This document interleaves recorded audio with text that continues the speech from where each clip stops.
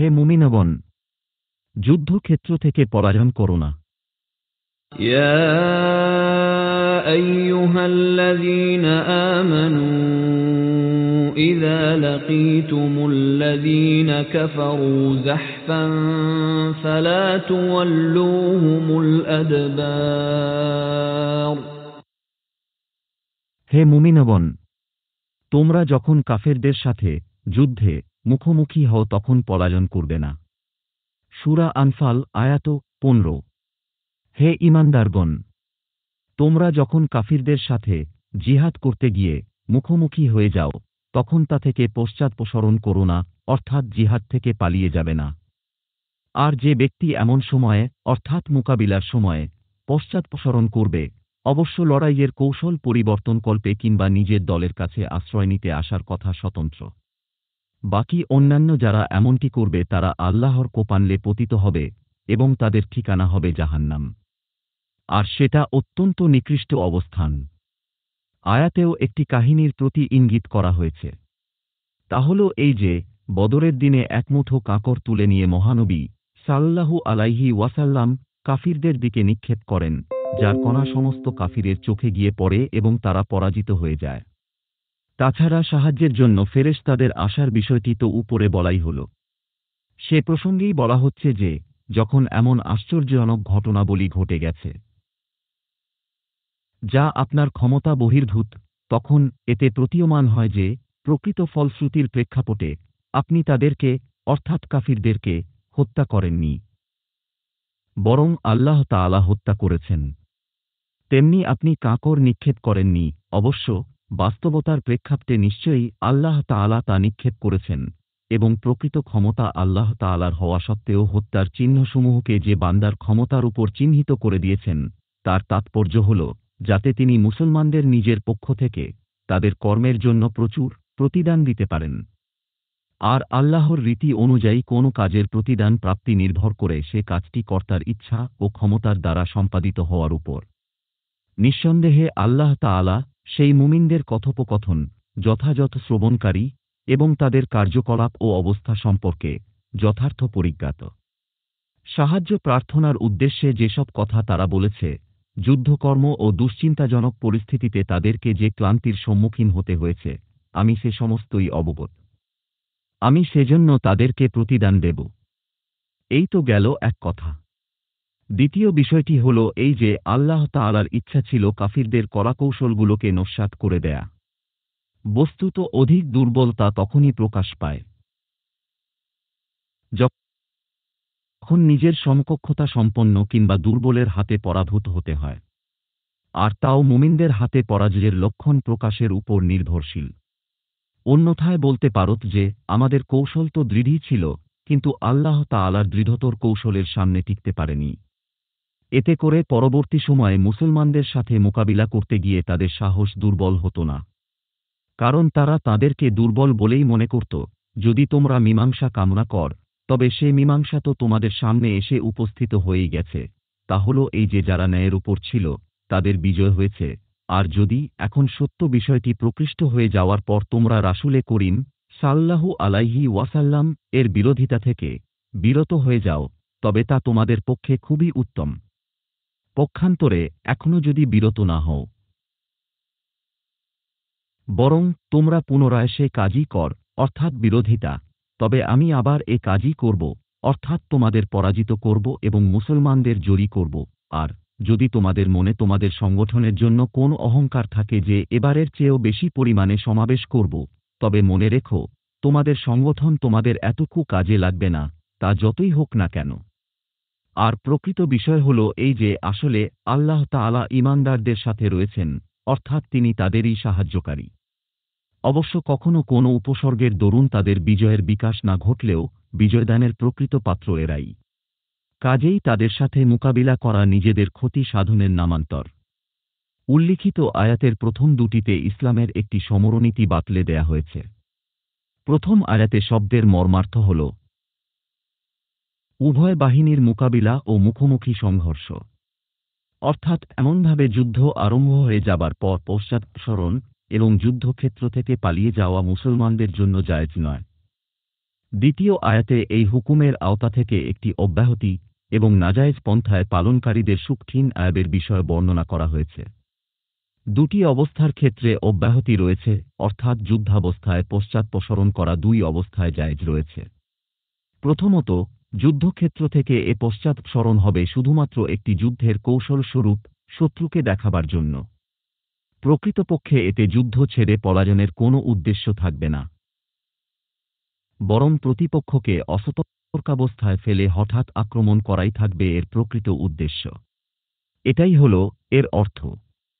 কারণ অর্থ হয় কোন একদিকে ঝুঁকে পড়া। রুহুল মানি, দ্বিতীয়ত, বিশেষ কোন অবস্থা যাতে সমরক্ষেত্র থেকে পশ্চাৎপসরণের অনুমতি রয়েছে, তা হল এই যে নিজেদের উপস্থিত সৈন্যদের দুর্বলতা বোধ করে সেজন্য পেছনের দিকে সরে আসা, যাতে মুজাহিদরা অতিরিক্ত শক্তি অর্জন করে নিয়ে পুনরায় আক্রমণ করতে সমর্থ হয়। এর অর্থ তাই। কারণ এর আবিধানিক অর্থ হল মিলিত হওয়া এবং অর্থদল। কাজেই এর মর্মার্থ হচ্ছে এই যে নিজেদের দলের সাথে মিলিত হয়ে শক্তি অর্জন করে নিয়ে পুনরায় আক্রমণ করার উদ্দেশ্যে সমরাঙ্গন থেকে পেছনের দিকে সরে আসলে তা জায়েজ। এই স্বাতন্ত্র্যের বর্ণনার পর সেসব লোকের শাস্তির কথা বলা হয়েছে যারা এই স্বতন্ত্রাবস্থা ছাড়াই অবৈধভাবে যুদ্ধক্ষেত্র ত্যাগ করেছে কিংবা পশ্চাৎপসরণ করেছে।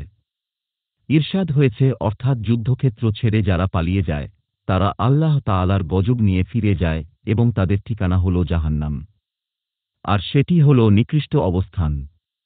এই আয়াত দুটির দ্বারা এই নির্দেশ বোঝা যাচ্ছে যে প্রতিপক্ষ সংখ্যা, শক্তি ও আড়ম্বরের দিক দিয়ে যত বেশি হোক না কেন, মুসলমানদের জন্য তাদের মোকাবিলা থেকে পশ্চাৎপসরণ করা হারাম, দুটি স্বতন্ত্র অবস্থা ব্যতীত। তা হল এই যে এই পশ্চাৎপসরণ পলায়নের উদ্দেশ্যে হবে না, বরং তা হবে পায়তারা, পরিবর্তন কিংবা শক্তি অর্জনের মাধ্যমে পুনরাক্রমণের উদ্দেশ্যে। বদর যুদ্ধকালে যখন এই আয়াতগুলো নাজিল হয় তখন এটাই ছিল সাধারণ হুকুম যে নিজেদের সৈন্য সংখ্যার সাথে প্রতিপক্ষের কোন তুলনা করা না গেলেও পশ্চাৎপসরণ কিংবা যুদ্ধক্ষেত্র ছেড়ে যাওয়া জায়েজ নয়। বদর যুদ্ধের অবস্থাও ছিল তাই। মাত্র ৩০ জনকে মোকাবিলা করতে হচ্ছিল ৩ গুণ, অর্থাৎ ১,০০০-এর অধিক সৈন্যের সাথে। তারপরে অবশ্য এই হুকুমটি শিথিল করার জন্য সূরা আনফালের ৬৫ ও ৬৬তম আয়াত নাজিল করা হয়। ৬৫তম আয়াতে ২০ জন মুসলমানকে ২০ কাফিরের সাথে এবং ১০০ মুসলমানকে ১,০০০ কাফিরের সাথে যুদ্ধ করার হুকুম দেয়া হয়। তারপর ৬৬তম আয়াতে তা আরও শিথিল করার জন্য এ বিধান অবতীর্ণ হয়, অর্থাৎ এখন আল্লাহ তাআলা তোমাদের জন্য সহজ করে দিয়েছেন এবং তোমাদের দুর্বলতার প্রেক্ষিতে এই বিধান জারি করেছেন যে দৃঢ়চিত্ত মুসলমান যদি ১০০ হয় তবে তারা ২০ কাফিরের উপর জয়ী হতে পারবে। এতে ইঙ্গিত করে দেওয়া হয়েছে যে নিজেদের দ্বিগুণ সংখ্যক প্রতিপক্ষের মোকাবিলায় মুসলমানদেরই জয়ী হওয়ার আশা করা যায়। কাজেই এমন ক্ষেত্রে পশ্চাৎপসরণ করা জায়েজ নয়। তবে প্রতিপক্ষের সংখ্যা যদি দ্বিগুণের চেয়ে বেশি হয়ে যায় তাহলে সেক্ষেত্রে যুদ্ধক্ষেত্র ত্যাগ করা জায়েজ রয়েছে। হযরত আব্দুল্লাহ ইবনে আব্বাস রাদিয়াল্লাহু বলেন, যে ব্যক্তি একা ৩ ব্যক্তির মোকাবিলা থেকে পালিয়ে যায় তা পলায়ন নয়। অবশ্য যে ব্যক্তি দুজনের মোকাবিলা থেকে পালায় সেই পলাতক বলে গণ্য হবে, অর্থাৎ সে কবিরা গুনাহে লিপ্ত হবে। রুহুল বায়ান। এখন এই হুকুমই কিয়ামত পর্যন্ত বলবৎ থাকবে। অধিকাংশ উম্মত এবং ৪ ইমামের মতেও এটাই শরীয়তের নির্দেশ যে প্রতিপক্ষের সংখ্যা যতক্ষণ না দ্বিগুণের বেশি হয়ে যায় ততক্ষণ পর্যন্ত যুদ্ধক্ষেত্র ছেড়ে পালিয়ে যাওয়া হারাম ও গুনাহে কবিরা। বুখারী ও মুসলিম শরীফে হযরত আবু হুরায়রা রাদিয়াল্লাহু এর রেওয়ায়েতক্রমে উদ্ধৃত রয়েছে যে রাসূলুল্লাহ সাল্লাল্লাহু আলাইহি ওয়াসাল্লাম ৭টি বিষয়কে মানুষের জন্য মারাত্মক বলে বলেছেন। সেগুলোর মধ্যে যুদ্ধক্ষেত্র থেকে পালিয়ে যাওয়া অন্তর্ভুক্ত। কাজেই গয়ওয়ায়ে হুনাইনের ঘটনায় সাহাবায়ে কিরামের প্রাথমিক পশ্চাৎপসরণকে কোরআনে করিম একটি শয়তানি পদস্খলন বলে সাব্যস্ত করেছে, যা মহাপাপেরই দলিল। ইরশাদ হয়েছে, তাছাড়া তিরমিজি ও দাউদে হযরত আব্দুল্লাহ ইবনে উমর রাদিয়াল্লাহু এর এক কাহিনী বর্ণিত রয়েছে যে একবার তিনি যুদ্ধক্ষেত্র থেকে পালিয়ে মদিনায় এসে আশ্রয় নেন এবং মহানবী সাল্লাল্লাহু আলাইহি ওয়াসাল্লাম এর দরবারে উপস্থিত হয়ে এই বলে অপরাধ স্বীকার করেন যে আমরা যুদ্ধক্ষেত্র থেকে পলাতক অপরাধীতে পরিণত হয়ে পড়েছি। মহানবী সাল্লাল্লাহু আলাইহি ওয়াসাল্লাম অসন্তোষ প্রকাশের পরিবর্তে তাকে সান্ত্বনা দান করলেন। বললেন, অর্থাৎ তোমরা পলাতক নও, বরং অতিরিক্ত শক্তি সঞ্চয় করে পুনর্বার আক্রমণকারী, আর আমি হলাম তোমাদের জন্য সে অতিরিক্ত শক্তি। এতে মহানবী সাল্লাল্লাহু আলাইহি ওয়াসাল্লাম এ বাস্তবতাকেই পরিষ্কার করে দিয়েছেন যে তাদের পালিয়ে এসে মদিনায় আশ্রয় গ্রহণ সেই স্বাতন্ত্র্যের অন্তর্ভুক্ত, যাতে অতিরিক্ত শক্তি সঞ্চয়ের উদ্দেশ্যে সম্রাঙ্গন ত্যাগ করার অনুমতি দেয়া হয়েছে। হযরত আব্দুল্লাহ ইবনে উমর রাদিয়াল্লাহু আল্লাহ তাআলার ভয়ভীতি ও মহত্ব জ্ঞানের যে সুউচ্চ স্তরে অধিষ্ঠিত ছিলেন, তারই ভিত্তিতে তিনি এই বাহ্যিক পশ্চাৎসরণেও ভীত সন্ত্রস্ত হয়ে পড়েছিলেন এবং সেজন্যই নিজেকে অপরাধী হিসাবে মহানবী সাল্লাল্লাহু আলাইহি ওয়াসাল্লাম এর খিদমতে উপস্থিত করেছিলেন। তৃতীয় আয়াতে গজওয়াজে বদরের অপরাপর ঘটনা বর্ণনা করার সঙ্গে সঙ্গে মুসলমানদের হিদায়েত দেওয়া হয়েছে যে বদরের যুদ্ধে অধিকের সাথে অল্পের এবং সবলের সাথে দুর্বলের অলৌকিক বিজয়কে তোমরা নিজেদের চেষ্টার ফসল বলে মনে করো না, বরং সে সহান সত্তার প্রতি লক্ষ্য কর, যার সাহায্য সহায়তা গোটা যুদ্ধেরই চেহারা পাল্টে দিয়েছে। এই আয়াতে যে ঘটনা বর্ণিত হয়েছে তারই বিস্তারিত বিশ্লেষণ প্রসঙ্গে ইবনে জরির তাবারি, হযরত বাইহাকি রাদিয়াল্লাহ প্রমুখ মনীষী হযরত আব্দুল্লাহ ইবনে আব্বাস রাদিয়াল্লাহ প্রমুখ থেকে উদ্ধৃত করেছেন যে বদর যুদ্ধের দিনে যখন মক্কার 1000 জওয়ানের বাহিনী টিলার পেছন দিক থেকে ময়দানে এসে উপস্থিত হয়, তখন মুসলমানদের সংখ্যাল্পতা এবং নিজেদের সংখ্যাধিক্যের কারণে তারা একান্ত গর্বিত ও সদম্ভ ভঙ্গিতে উপস্থিত হয়। সে সময় রাসূলে করিম সাল্লাল্লাহু আলাইহি ওয়াসাল্লাম দোয়া করেন, ইয়া আল্লাহ, আপনাকে মিথ্যা জ্ঞানকারী এই কুরাইশরা গর্ব ও দম্ভ নিয়ে এগিয়ে আসছে, আপনি বিজয়ের যে প্রতিশ্রুতি আমাকে দিয়েছেন তা যথাশীঘ্র পূরণ করুন। রুহুল বয়ান। তখন হযরত জিবরাইল আলাইহি ওয়াসাল্লাম অবতীর্ণ হয়ে নিবেদন করেন, ইয়া রাসূলাল্লাহ, আপনি এক মুঠো মাটি তুলে নিয়ে শত্রু বাহিনীর প্রতি নিক্ষেপ করুন। তিনি তাই করলেন। এই প্রসঙ্গে হযরত ইবনে হাতেম হযরত ইবনে জায়েদের রেওয়ায়েতক্রমে বর্ণনা করেন যে মহানবী সাল্লাল্লাহু আলাইহি ওয়াসাল্লাম 3 বার মাটি ও কাঁকড়ের মুঠো তুলে নেন এবং একটি শত্রু বাহিনীর ডান অংশের উপর, একটি বাম অংশের উপর এবং একটি সামনের দিকে নিক্ষেপ করেন। তার ফল দাঁড়ায় এই যে সেই 1 কিংবা 3 মুষ্টি কাঁকড়কে আল্লাহ একান্ত ঐশীভাবে এমন বিস্তৃত করে দেন যে প্রতিপক্ষের সৈন্যদের এমন একটি লোকও বাকি ছিল না যার চোখে অথবা মুখমণ্ডলে এই ধূলি ও কাঁকড় পৌঁছেনি। আর তারই প্রতিক্রিয়ায় গোটা শত্রু বাহিনীর মাঝে এক ভীতির সঞ্চার হয়ে যায়, আর এই সুযোগে মুসলমানরা তাদের ধাওয়া করে। ফেরেশতারা পৃথকভাবে তাদের সাথে যুদ্ধে শরিক ছিলেন। মায়হারি রুহুল বয়ান। শেষ পর্যন্ত প্রতিপক্ষের কিছু লোক নিহত হয়, কিছু হয় বন্দী, আর বাকি সবাই পালিয়ে যায় এবং ময়দান চলে আসে মুসলমানদের হাতে। সম্পূর্ণ নৈরাশ্য ও হতাশার মধ্যে মুসলমানরা এই মহান বিজয় লাভে সমর্থ হল। যুদ্ধক্ষেত্র থেকে ফিরে আসার পর তাদের মধ্যে এই প্রসঙ্গে আলাপ আলোচনা আরম্ভ হয়। সাহাবায়ে কিরাম একে অপরের কাছে নিজের নিজের কৃতিত্বের বর্ণনা দিচ্ছিলেন। এরই প্রেক্ষিতে নাজিল হয় আয়াত। এতে তাদেরকে হিদায়েত দান করা হয় যে কেউ নিজের চেষ্টা চরিত্রের জন্য গর্ব করো না, যা কিছু ঘটেছে তা শুধুমাত্র তোমাদের পরিশ্রম ও চেষ্টারই ফসল নয়, বরং এটা আল্লাহ তাআলার একান্ত সাহায্য ও সহায়তারই ফল। তোমাদের হাতে যেসব শত্রু নিহত হয়েছে প্রকৃতপক্ষে তাদেরকে তোমরা হত্যা করনি, বরং আল্লাহ তাআলাই তাদেরকে হত্যা করেছেন। এমনিভাবে রাসূলে করিম সাল্লাল্লাহু আলাইহি ওয়াসাল্লাম কে উদ্দেশ্য করে ইরশাদ হয়েছে, অর্থাৎ আপনি যে কাঁকড়ের মুঠো নিক্ষেপ করেছেন প্রকৃতপক্ষে তা আপনি নিক্ষেপ করেননি, স্বয়ং আল্লাহই নিক্ষেপ করেছেন। সারমর্ম হচ্ছে যে কাঁকড় নিক্ষেপের এই ফলাফল যে তা প্রতিটি শত্রু সৈন্যের চোখে পৌঁছে গিয়ে সবাইকে ভীত সন্ত্রস্ত করে দেয়, এটা আপনার নিক্ষেপের প্রভাবে হয়নি, বরং স্বয়ং আল্লাহ তাআলা স্বীয় কুদরতের দ্বারা এহেন পরিস্থিতি সৃষ্টি করেছিলেন। গভীরভাবে লক্ষ্য করলে বোঝা যায় মুসলমানদের জন্য জিহাদে বিজয় লাভের চাইতেও অধিক মূল্যবান ছিল এই হিদায়েতটি, যা তাদের মনমানসকে উপকরণ থেকে ফিরিয়ে উপকরণের স্রষ্টার সাথে সম্পৃক্ত করে দেয় এবং তাতে করে এমন অহংকার ও আত্মগর্বের অভিশাপ থেকে তাদেরকে মুক্তি দান করে যার নেশায় সাধারণত বিজয় সম্প্রদায় লিপ্ত হয়ে পড়ে। তারপর বলে দেয়া হয়েছে যে জয় পরাজয় আমারই হুকুমের অধীন। আর আমার সাহায্য ও বিজয় তারাই লাভ করে যারা অনুগত। অতঃপর বলা হয়েছে, অর্থাৎ আমি মুমিনদের এই মহাবিজয় দিয়েছি তাদের পরিশ্রমের পরিপূর্ণ প্রতিদান দেয়ার উদ্দেশ্যে। শব্দের শব্দগত অর্থ হল পরীক্ষা। বস্তুত আল্লাহ তাআলার পরীক্ষা কখনো বিপদাপদের সম্মুখীন করে, আবার কখনো ধনদৌলত ও সাহায্য বিজয় দানের মাধ্যমে হয়। বলা হয় এমন পরীক্ষাকে যা আয়েশ আরাম, ধনসম্পদ ও সাহায্য দানের মাধ্যমে নেয়া হয়। এতে দেখা হয় যে এরা একে আমার অনুগ্রহের দান মনে করে শুকরিয়া আদায় করে, নাকি একে নিজেদের ব্যক্তিগত যোগ্যতার ফল ধারণা করে গর্ব ও অহংকারে লিপ্ত হয়ে পড়ে এবং কৃত আমলেকে বরবাদ করে দেয়। কারণ আল্লাহ তাআলার দরবারে কারও গর্বাহংকারের কোনো অবকাশ নেই। মৌলানা রুমির ভাষায় চতুর্থ আয়াতে এর পাশাপাশি এই বিজয়ের আরও একটি উপকারিতার কথা বাতলে দেয়া হয়েছে যে, অর্থাৎ মুসলমানদের এ বিজয়ে কারণেও দেয়া হয়েছে যেন এর মাধ্যমে কাফিরদের পরিকল্পনা ও কলাকৌশলসমূহকে নস্যাৎ করে দেয়া যায়, এবং যাতে কাফিররা এই কথা উপলব্ধি করে যে আল্লাহ তাআলার সহায়তা আমাদের প্রতি নেই, এবং কোন কলাকৌশল তথা পরিকল্পনাই আল্লাহ তাআলার সাহায্য ছাড়া কৃতকার্য হতে পারে না। পঞ্চম আয়াতে পরাজিত কুরাইশি কাফিরদের সম্বোধন করে একটি ঘটনার প্রতি ইঙ্গিত করা হয়েছে, যা মুসলমানদের সাথে মোকাবিলা করার উদ্দেশ্যে কুরাইশি বাহিনীর মক্কা থেকে বেরোবার সময় ঘটেছিল।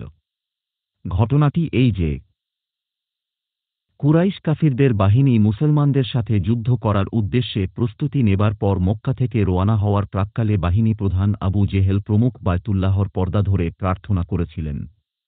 আর আশ্চর্যের ব্যাপার এই যে, এই দোয়া করতে গিয়ে তারা নিজেদের বিজয়ের দোয়ার পরিবর্তে সাধারণ বাক্যে এভাবে দোয়া করেছিল, ইয়া আল্লাহ! উভয় বাহিনীর মধ্যে যেটি উত্তম ও উচ্চতর, উভয় বাহিনীর মধ্যে যেটি বেশি হিদায়েতের উপর রয়েছে, এবং উভয় দলের যেটি বেশি ভদ্র ও শালীন এবং উভয়ের মধ্যে যে ধর্ম উত্তম তাকেই বিজয় দান করো। মায়হারি এই নির্বোধরা এ কথাই ভাবছিল যে, মুসলমানদের তুলনায় আমরাই উত্তম ও উচ্চতর এবং অধিক হিদায়েতের উপর রয়েছি, কাজেই এই দোয়াটি আমাদেরই অনুকূলে হচ্ছে। আর এই দোয়ার মাধ্যমে তারা কামনা করছিল, আল্লাহ তাআলার পক্ষ থেকে যেন হক ও বাতিল তথা সত্য ও মিথ্যার ফয়সালা হয়ে যায়। তাদের ধারণা ছিল যখন আমরা বিজয় অর্জন করব, তখন এটাই হবে আল্লাহ তাআলার পক্ষ থেকে আমাদের সত্যতার ফয়সালা। কিন্তু তারা এই কথা জানত না যে, এই দোয়ার মাধ্যমে প্রকৃতপক্ষে তারা নিজেদের জন্য বদদোয়া ও মুসলমানদের জন্য নেক দোয়া করে যাচ্ছে। যুদ্ধের ফলাফল সামনে আসার পর কোরআনে করিমে তাদের বাতলে দিল, অর্থাৎ তোমরা যদি ঐশী মীমাংসা কামনা করো, তবে তা সামনে এসে গেছে। সত্যের জয় এবং মিথ্যার পরাজয় সূচিত হয়েছে। অর্থাৎ আর যদি তোমরা এখনও কুফরিজনিত শত্রুতা পরিহার করো, তাহলে তা তোমাদের পক্ষে কল্যাণকর। আর তোমরা যদি আবারও নিজেদের দুষ্টামি ও যুদ্ধের দিকে ফিরে যাও, তবে আমিও মুসলমানদের সাহায্যের দিকে ফিরে যাব। অর্থাৎ তোমাদের দল ও জোট যতই অধিক হোক না কেন, আল্লাহর সাহায্যের মোকাবিলায় তা তোমাদের কোনো কাজেই লাগবে না। অর্থাৎ আল্লাহ যখন মুসলমানদের সাথে রয়েছেন, তখন কোনো দল তোমাদের কি বা কাজে লাগতে পারে। আলোচ্য আয়াতে এবং এর পরবর্তী আয়াতে যুদ্ধের মূলনীতি বর্ণনা করা হয়েছে। অত্র আয়াতের জাহফান শব্দ দ্বারা পরিকল্পিত প্রস্তুতি নিয়ে দৃঢ়ভাবে মোকাবিলা করা বোঝায়। যখন পরস্পর মুখোমুখি হবে তখন পলায়ন করার অনুমতি নেই, হয় বিজয় অথবা মৃত্যু তথা শাহাদাত। রাসূলে করিম সাল্লাল্লাহু আলাইহি ওয়াসাল্লাম বলেছেন, তিনটি গুনাহ এমন সাংঘাতিক যে তা করলে কোন নেক কাজই কোন ফায়দা দিতে পারে না। ১. শিরক, ২. পিতামাতার হক নষ্ট করা ও ৩. যুদ্ধের ময়দান থেকে পলায়ন করা।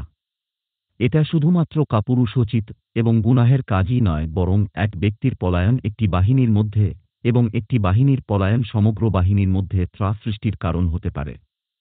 ফলে গোটা বাহিনী, দেশ ও জাতির চরম পরাজয় নেমে আসতে পারে। পরবর্তী আয়াতে দুটি ক্ষেত্রে পশ্চাদাপসরণ এর অনুমতি রয়েছে, পলায়নের নয়। ১. কিছুটা পিছু হটে পুনরায় শক্তিশালী আক্রমণ করার জন্য, অথবা শত্রু পক্ষকে ধোঁকা দেয়ার জন্য বা বোকা বানানোর জন্য। ২. এক বা কয়েকজন সৈন্য মূল বাহিনী থেকে পৃথক হয়ে গেলে তাদের সাথে একত্রিত হওয়ার জন্য। মূল কথা, প্রত্যেকেই নিজের জীবন ও সম্পদকে সর্বোত্তম ব্যবহারের জন্য নিয়োগ করতে হবে। এমন কোনো পদক্ষেপ নেওয়া যাবে না যাতে নিজ বাহিনীর মধ্যে ভয়, ভীতি বা ত্রাসের সৃষ্টি হয়। বরং সর্বাবস্থায় জান কুরবান করে হলেও বিজয় ছিনিয়ে আনতে হবে। হে মুমিনগণ, আমাদের চ্যানেলটি সাবস্ক্রাইব করে সাথে থাকুন, বেল বাটন অকে করে রাখুন পরবর্তীতে আরও অনেক মূল্যবান বিষয়ে ভিডিও পাওয়ার জন্য।